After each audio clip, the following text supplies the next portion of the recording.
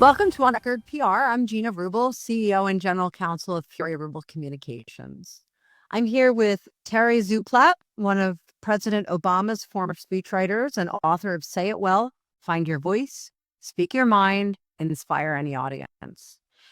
Terry's book offers a fantastic opportunity to explore the intersection of compelling communication, public relations, and crisis response in the high-stakes world of political speechwriting, which, Terry, as you know, we're dealing with a lot of high stakes these days. Straight. Yeah. So welcome. It was so nice to meet you and Cody Keenan at the Legal Marketing Association annual conference. It was by far one of my favorites ever, and I've been going for over 20 years. Oh, wow. So thank you so much. It was a great experience. It was, I hope folks found it useful. Well, it's interesting for somebody who in his book comes out and says, I was petrified of public speaking. You were amazing. So I just wanted to tell you that. It takes a lot of practice. And that's one of the lessons in the book is I think this is something that a lot of folks struggle with in one way or another. And it's not easy to get up there and to figure out how you can make a contribution to a conversation. So it's writing the book was helpful to me. It was a form of therapy for me. And I think the process of then having to go out and talk about a book about public speaking was also helpful. Well, it's interesting. And there were some things when you were talking about fact checking, one of the things that I found really helpful and I learned is you really have to dig deeper.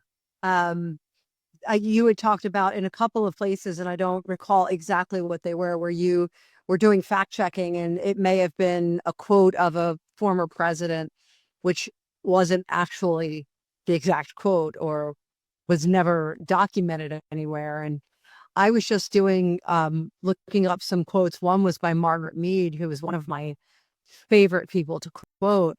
And there's no documentation of this one quote that actually attributed to her. It was more like, oh, yeah, she may have said this. I'm like, oh. Right. Nope. There's so many things like that out there. There's this thing called the internet, which loves to serve up quotes that everybody loves, but aren't necessarily true. And then you dig a bit, and I did through the course of researching the book, found it one of my favorite quotes of all time. Maya Angelou's quote about people won't remember what you said or what you did, but they remember how you made me feel. I mean, it's beloved by so many people, including me. I wanted to make it the epigraph for the book. So far, and someone can prove me wrong, there is no evidence she actually said it. But people love it so much, and there's so much like that. But it's a great reminder that when we go out there, I mean, you know this, right? In the legal profession, you're accountable for what you say and write. I wish more people were accountable in this social media age for what they say and write. But that's one of the lessons that I hope folks take away from the book is that we still get to decide whether when we get up to speak, when we get up to present, we can be loose and we can traffic in falsehoods, or we can try to stick to the truth. And that's something I try to teach my students. I teach political speech writing at American University, and it's true for all sorts of presentations. We really need to take more responsibility for the words that come out of our mouth, I think, as speakers, as leaders. Especially when we're quoting others. That hit home so much. Right. And I think that's a lot of what I got out of the book. It's the little things that make the difference. So in Say It Well, you talk about the power of authentic and empathetic storytelling. And a big listenership of our podcast are law firms. So my question to you is, how can law firm leaders apply those principles in high stakes crisis or litigation communications where every word is analyzed? Mm-hmm. Well, I mean, one of the common questions and pushback I get is from sectors where they don't necessarily see themselves as storytellers. I get this a lot from engineers or more technical professionals. Well, our audience want numbers. And in your case, maybe it's, our audience wants, what's the legal principle what at stake here?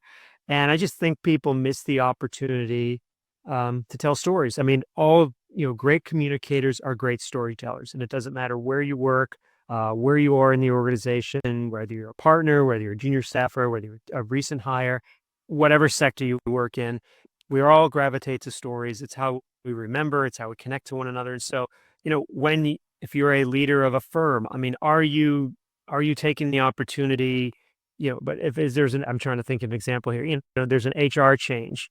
at your firm or your organization. Well, lift up and tell the story of a real person in your firm whose life is going to be different because of that change. Or how, don't just talk about policies and abstractions. Tell real stories of real people and how their lives will be different. I'm not a lawyer, but I watch a lot of legal shows. Right there. And like, trial lawyers are great storytellers, right? The whole trial is one big coherent story, and there's two competing stories, and you want to be the one with the more compelling story. So trial lawyers are pretty good at this, and a way of pulling an audience, in this case, the jury in. But I think one of the big lessons of the book is how we can all become better storytellers, and seeing the stories that are around us within our organization. Again, and just I get this. I was like, well, who would I say? Well, you've got customers, you've got clients, you've got partners, you've got employees, you've got staff, you've got the people in your organization that are the janitorial team who keeps the place going every day. If you're gonna, are they part of your communications? Are they part of the stories that you tell? I mean, uh, any organization is more than just the people at the top, right? I mean, even the folks at the top may not always see it that way. It's a whole your entire organization. Are you really pulling in stories from every part of your organization? I couldn't agree more. And, you say this in your book. It's something we teach all of our clients: know your audience. And you had so many great lessons about knowing your audience, whether it was learning how to say something in another language when you were presenting. And really, you just hit the nail on the head. It's not necessarily the leaders of that same firm that are your audience. It's the person in the mailroom. It's the person at the front desk. It's the people at the security post. It's so much more. And oftentimes when we get in these positions of leadership, we forget that those are the people we have to talk to. So I love that about how you advise people in the book. Yeah. Well, that's everyone says know your audience. Well, that's sort of just, that's three words, and everyone knows it's as important. To me, though, it raises it. Well, how do you know your audience? What exactly do you need to know about them? And that's, I think, part of the book you're referring to. I lay out about 10 or 12 questions that we should all ask ourselves before we ever get up to speak, when we're preparing to speak to an audience of some kind. And some of those questions have three or four sub questions. So there's a whole lot, there's just so much we need to know. And I think sometimes we don't think enough. It's hard. Leaders of organization, or anyone in an organization, we tend to have, and I recommend this, we tend to have stump speeches. Candidates do it, but especially if you're doing a lot of public speaking, I get it. You can't have 5 different speeches for 5 days of the week, and 5 new ones for next week. You need to have a core message, but you also need to make sure you're constantly adapting it to your audience. And so the speech that is phenomenal on Monday for one group might not be the right message for a very different group the next day.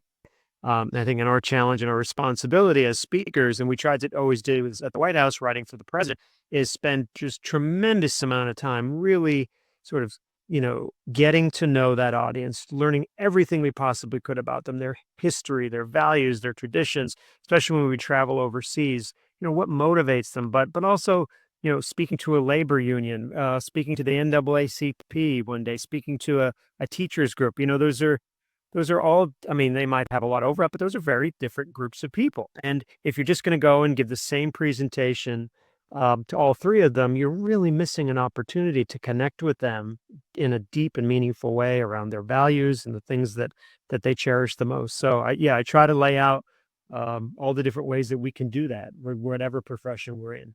It's really was so well stated. And one of the things we learned in law school is how to handle voir dire of a jury. So when you're asking those psychological questions, and when I think about lawyers and say know your audience, I go back to law school and think about when you learned how to conduct a voir dire and what you had to ask to make sure that you had a jury of your peers and all of those things. So um, a lot of what we do, there's a very direct correlation and analogy in the legal space.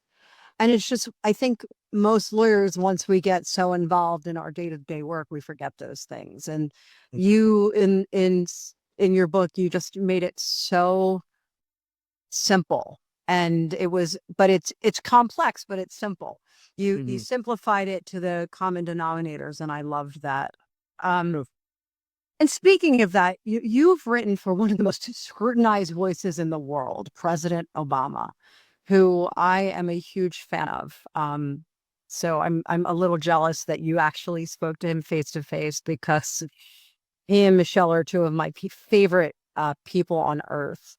What lessons from presidential speech writing can law firm PR teams adopt when preparing attorneys to address sensitive or controversial matters in 2025? Mm. So one of the things throughout the book, I share a lot of conversations that I had with him when I worked with him and what I learned. And because I wanted them, hey, you're all taxpayers, you paid for that experience. I figure you all would get some of that benefit as well.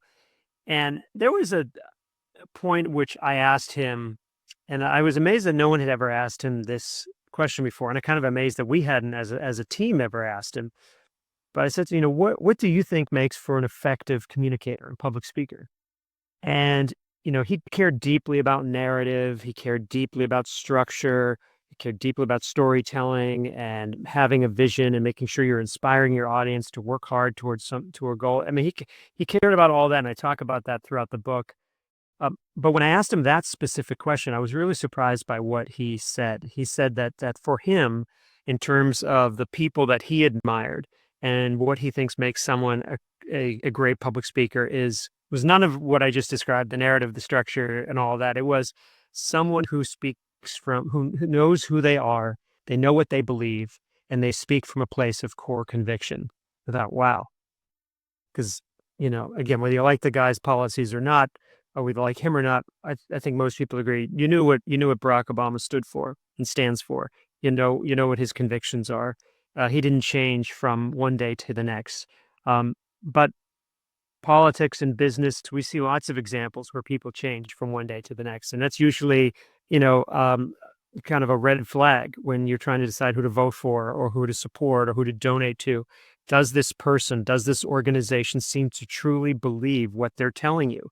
Are they speaking and communicating to you from a place of core conviction? And so I think that applies to the legal profession. I mean, this is a pretty big moment for the legal profession right now, and I think uh, we're seeing examples where some firms are kind of getting it right, and other firms are struggling in terms of how to communicate who they are and what they believe in this moment.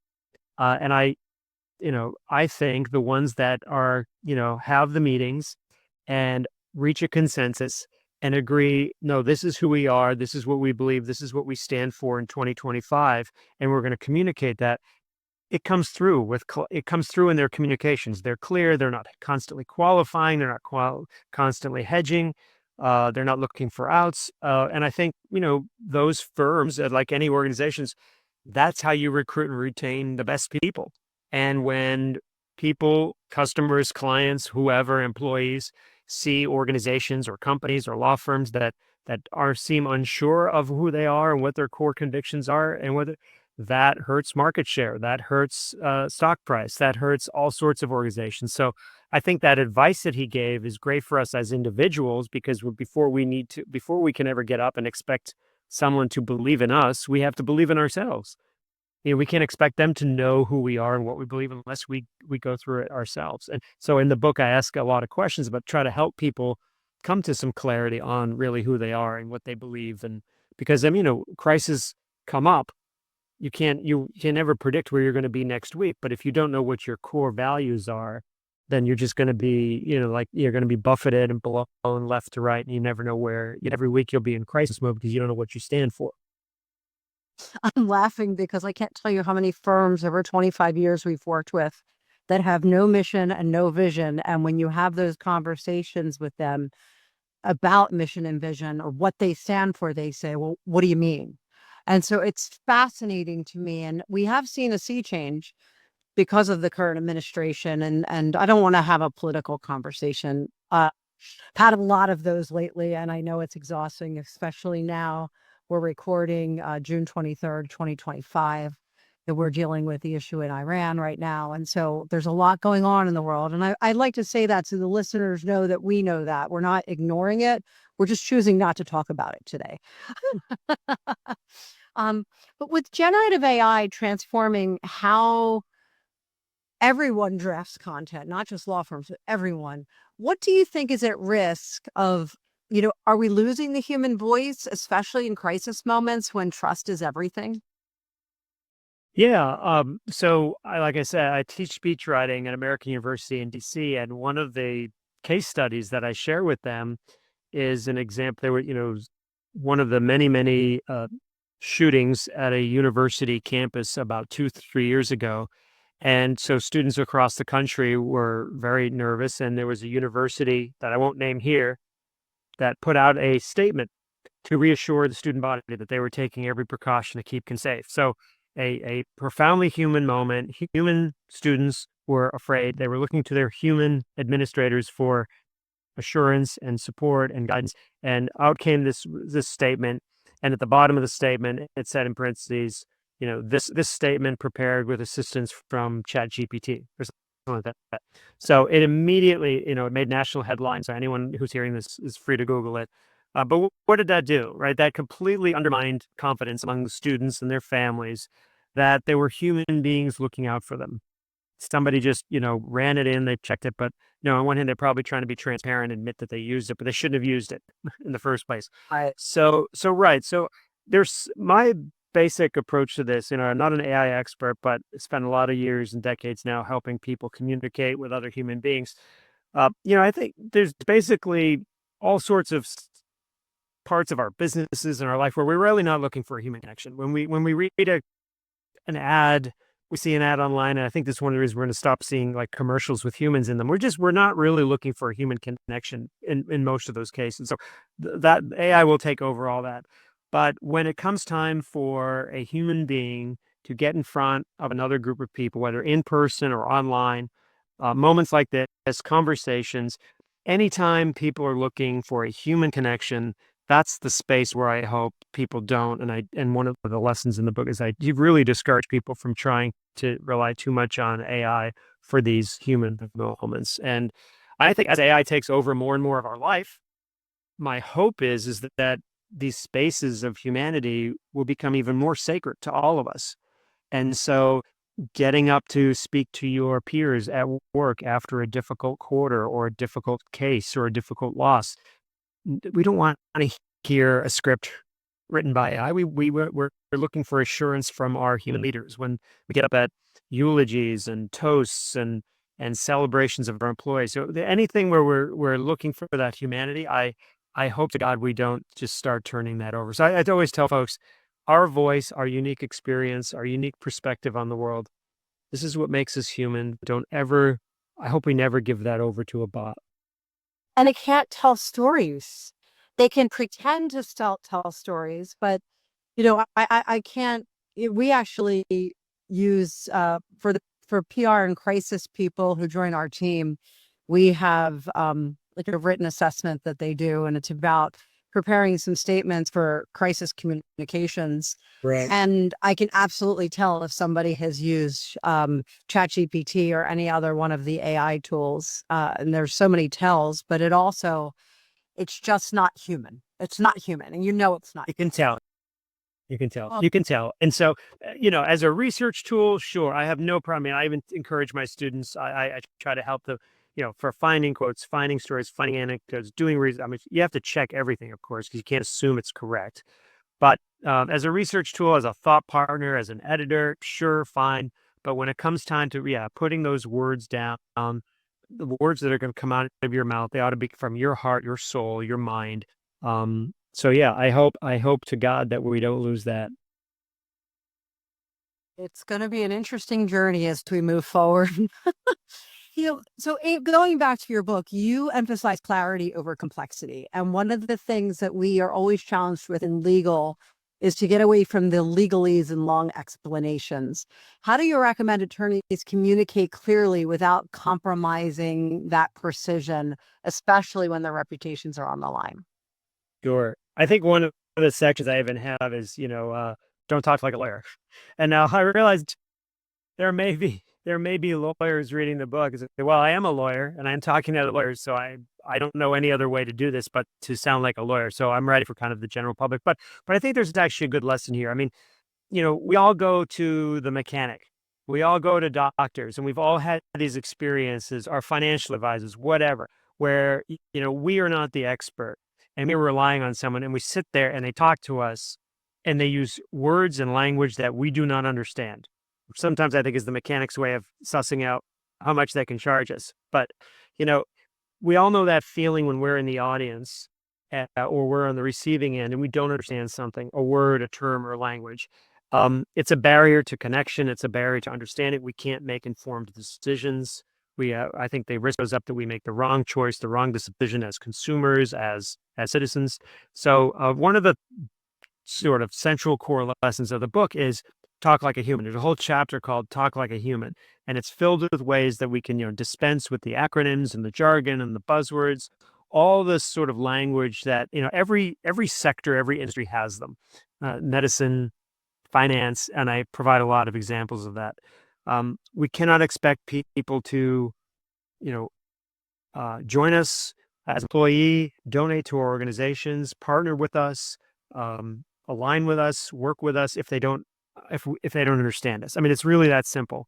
And I always tell the story. I had a client one time who said, "Well, if 90% of my audience can understand what I'm saying, that's good. That's good with me." And I think that's actually a terrible way to think about it, because what that means is, so you're okay with 10% of your audience not understanding what you're saying. And in that 10% may be your next partner, your next donor, your next employee. I mean, if people don't understand you, they can't join you. So I try to offer a lot of different ways in the book that people can talk more like a human. One of them is what I call the barbecue rule, which is, when you are preparing a presentation, particularly for an audience that maybe isn't 100% lawyers in this case, ask yourself how you might talk to your friends and family if you were just in the backyard having a barbecue. You wouldn't load it up with all sorts of legalese. I hope you wouldn't. All sorts of jargon and cliches that maybe sound good. And I include a lot of the examples in the book. You would just talk to them as a human being, and you'd be dealing with people of varying educational backgrounds, of different ages. You might be dealing, your grandmother might be there, your aunt, your uncle, your niece or nephew, and you want to communicate in a way that everyone can understand. There's actually a university somewhere, I always forget, that ranks and rates State of the Union speeches, and often they have found that many times State of the Union addresses across presidencies are often written around the 8th grade level.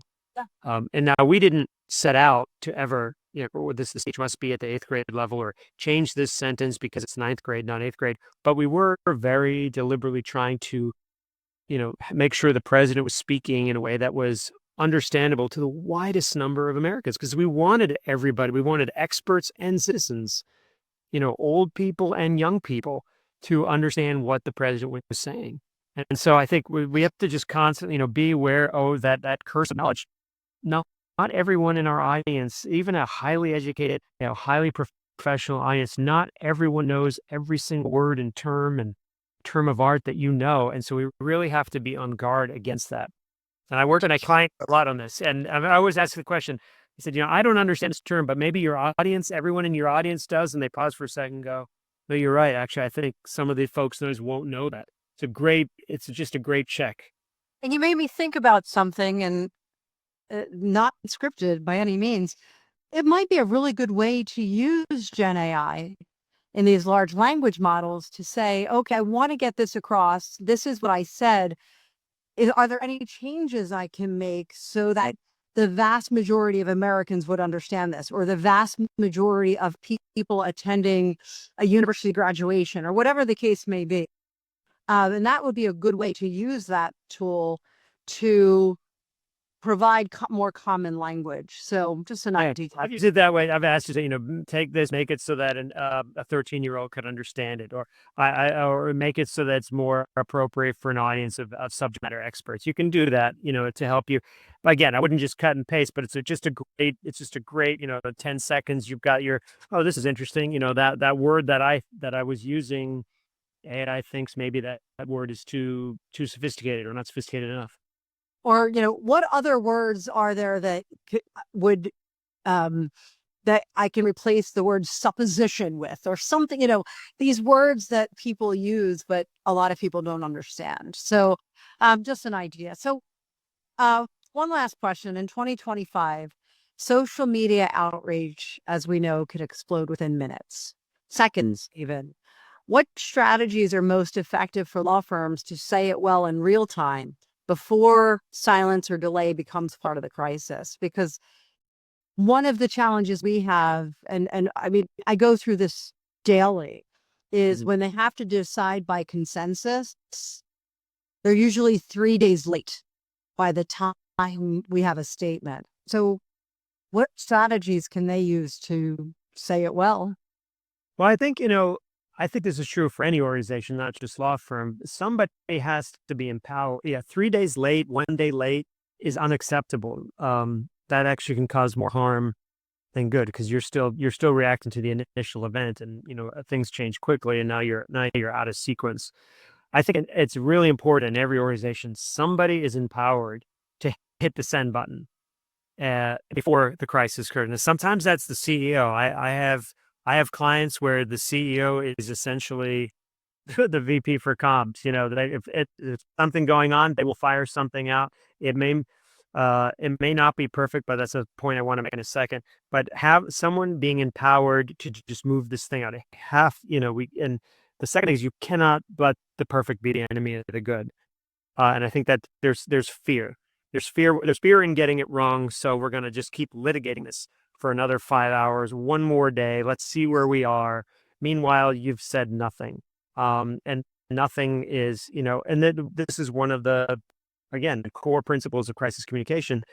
You know, your audience is they want information. They're going to get the story from somewhere. And if they can get it from you or they can get it from someone else, who do you want them to get it from? You want them to get it from you. You want them to get it quickly. And so, we're not like the royal family of England. We're the famous saying, never complain, never explain. They can get away with it. They're a 1,000-year-old institution. Our companies are not.